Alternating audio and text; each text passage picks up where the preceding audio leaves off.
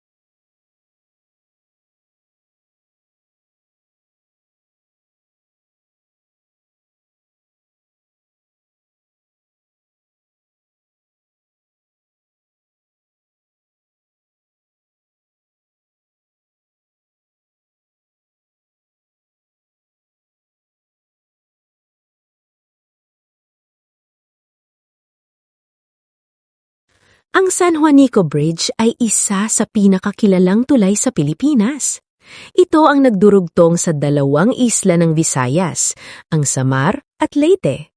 Matatagpuan ito sa pagitan ng Tacloban City sa Leyte at Santa Rita sa Samar, at tumatawid sa makipot ngunit malalim na San Juanico Strait.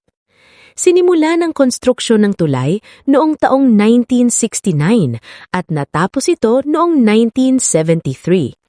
Ang proyektong ito ay bahagi ng malaking programa ng infrastruktura na tinatawag na Pan-Philippine Highway, na layuning pagdugtungin ang mga pangunahing isla ng bansa sa pamamagitan ng mga kalsada at tulay.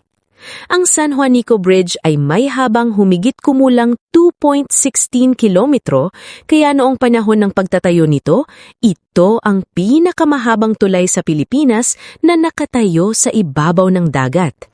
Kilala rin ito sa kanyang magandang arko o steel arch design na nagbibigay ng kakaibang anyo sa tulay. Ayon sa kasaysayan, itinayo ang tulay sa panahon ng administrasyon ni Ferdinand Marcos.